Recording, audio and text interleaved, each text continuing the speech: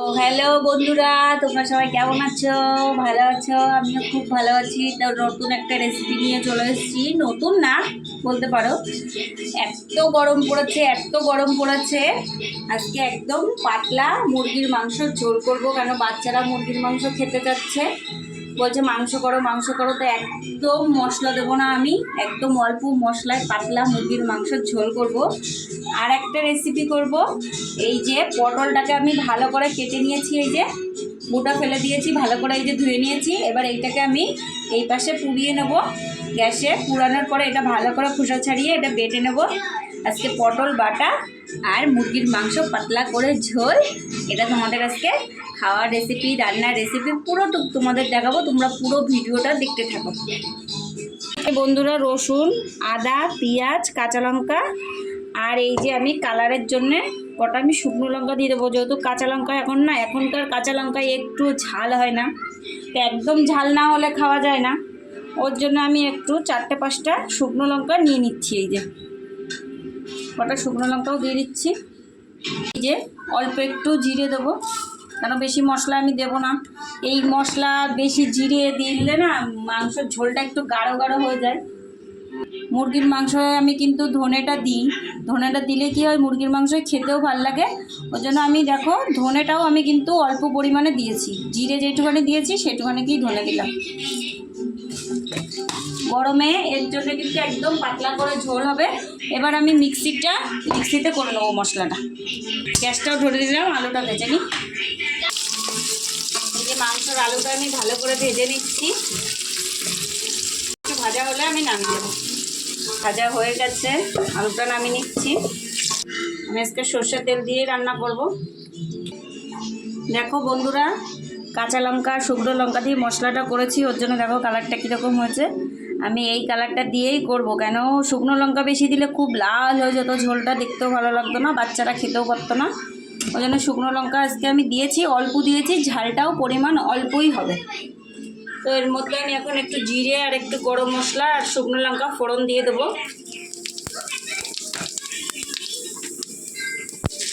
এর মধ্যে আমি একটু গরম মশলা দিয়ে দিচ্ছি। এলাচগুলো একটু ফাটি, মানে এলাচগুলো খুব ফুটে ফুটে যায়, এই যে এরকমভাবে এলাচগুলোকে।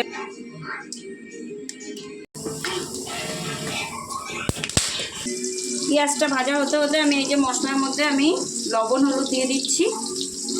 লবণ আমি আমার পরিমাণ মতন দিলাম, আপনারা আপনাদের পরিমাণ মতন এই যে চামচা করে হলুদ দিয়ে দিচ্ছি।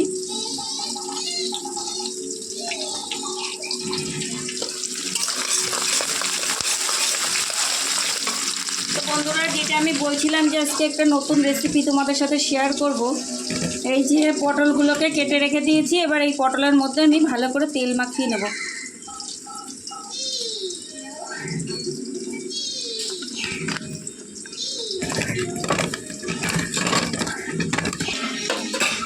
তো এই যে এই পাশে এই যে গ্যাসটা তখন আমি লিভিয়ে দিয়েছিলাম, কারণ আমি একটা শিক খুঁজছিলাম, ওই জন্য এই এটা ধরছিল না, পটলগুলো ছোট ছোট হয়ে গেছে সাইজগুলো। এই যে এরকমভাবে পুড়ে নিচ্ছি। সব থেকে উনুন হলে ভালো হয়, আমি এখন উনুনটা বানিয়ে পারি দেখো। আর হচ্ছে আমি যখন উনুনে রান্না করব তখন তোমাদের সব রান্না আমি উনুনের সাথেই শেয়ার করব। ভাজা ভাজা হয়ে গেছে, টমেটোটা ভাজা ভাজা হয়ে গেছে। এবার আমি এই যে মশলাটায় দিয়ে দিলাম। দেখো বন্ধুরা, এই যে মশলা কিন্তু একদম আমি কম দিয়েছি।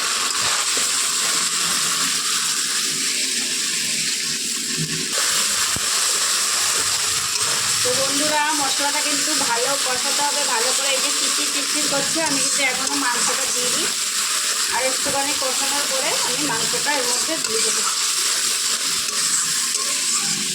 তো এর পাশে আমার পটলটাও হয়ে যাচ্ছে, কিন্তু এত গরম আমি উল্টাবো কীভাবে। তো বন্ধুরা, এই যে আজকে কিন্তু আমি মাংসের মধ্যে কোনো ম্যারিনেট করিনি, কিছু করিনি, একদম প্লেন মাংস আমি ধুয়ে রেখেছি, ওটাই এখন মশলার মধ্যে আমি দিয়ে দিই। আজকে একদম বাচ্চাদের খাওয়ার মতন রান্না রেসিপি। সবাই তো আমরা বড়দের মতন করেই খাই, আজকে একটু বাচ্চাদের মতন করে রান্না করলাম।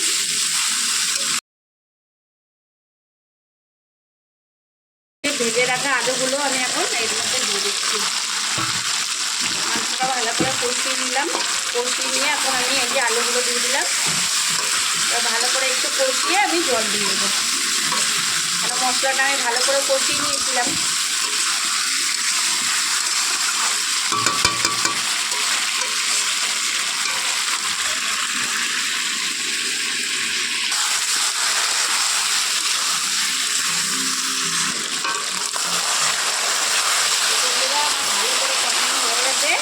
এইবার কিন্তু আমি এই যে মশলা করেছিলাম সেই বাটি ধোয়া জলটা আমি এখন এর মধ্যে দিয়ে দেবো। আরও একটু জল দেবো আমি। আমি তোমাদের আজকে বলেছি যে পাতলা করে ঝোল করবো, জন্য এই যে আরও এক বাটি আমি জল দিয়ে দিলাম। একদম পাতলা মুরগির মাংসর ঝোল। আর এদিকে পটলগুলো কিন্তু খুব জ্বালাচ্ছে বন্ধুরা। আর জল দেবো না, একটা পটল হতে।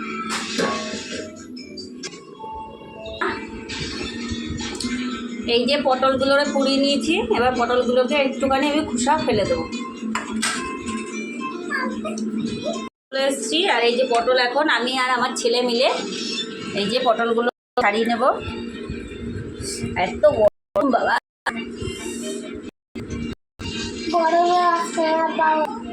বন্ধুরা এই যে একটু একটু করে আমি পটলগুলোকে ছাড়িয়ে নিচ্ছি, একদম অল্প অল্প করে ছাড়িয়ে নেব।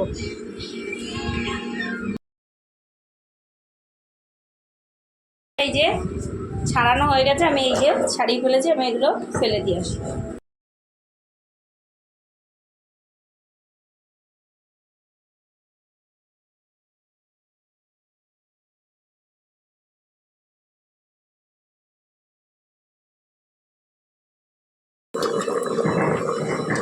তো হয়ে গেছে পাতলা ঝোল। আর আমার একটু অসুবিধা হচ্ছে কথা বলতে, কেন শুকনো লঙ্কা পুড়িয়েছি। শুকনো লঙ্কা গ্যাসটা আবার নাকে চলে গেছে। এই যে একদম পাতলা ঝোল রান্না করেছি আমি। পটল ছাড়ানো হয়ে গেছে। এবার পটল বাটার জন্য আমি নিয়ে নিয়েছি এই যে রসুন, আর এই যে শুকনো লঙ্কা পুড়িয়ে নিয়েছি, আর এই যে পেঁয়াজ কুচিয়ে নিয়েছি। আমি আগে পটলটা বেটে নিয়েছি।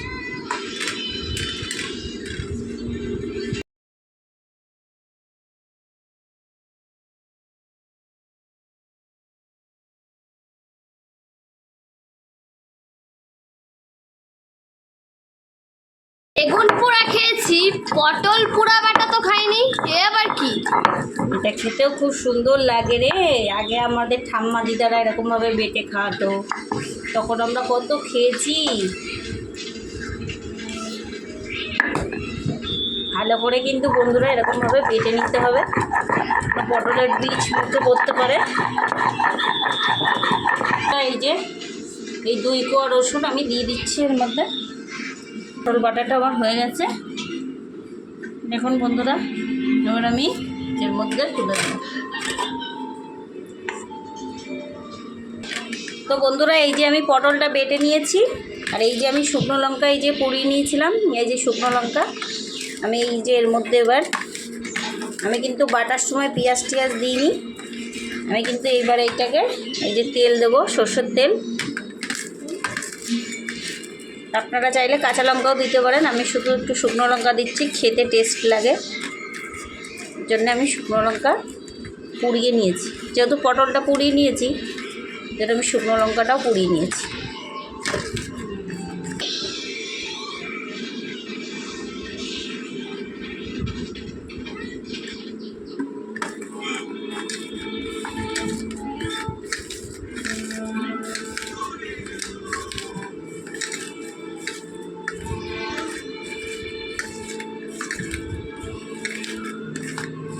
এবার এটাকে আমি এমনভাবে মেখে নিই।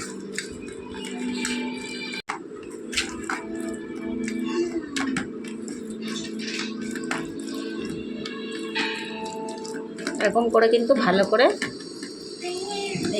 মেখে নিতে হবে। বন্ধুরা এটা কিন্তু একদম ঝাল ঝাল হয়ে গেছে। আমি একটু খেয়েও দেখে নিলাম যে লবণ টবণ ঠিক আছে নাকি। কি হচ্ছে, যদি গরম গরম ভাতের সাথে খাওয়া হয় আরও ভালো লাগবে। চলো তোমাদের ভাতের সাথে খেয়ে দেখাই যে সবাই খেয়ে কি বলে। চলো, চলে এসেছি রান্না বান্না করে স্নান টিনান করে চলে এসেছি। এই দেখো ভাত নিয়ে, আর এই যে সেই পটল বাটা।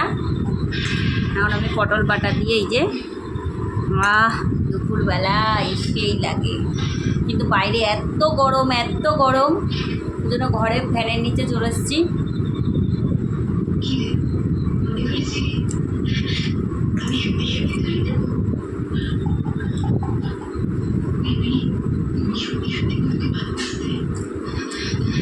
ক্যামেরাম্যানের লাল করছে।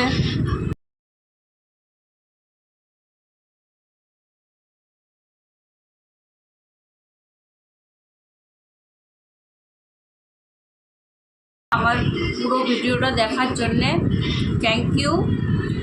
আর হচ্ছে তোমরা সবাই ভালো থেকো, আমিও খুব ভালো থাকবো। আর তোমরা লাইক কমেন্ট আর সাবস্ক্রাইব করো কিন্তু ভুলো না। সবাই আমার পাশে থেকো, সাথে থেকো। Bye bye.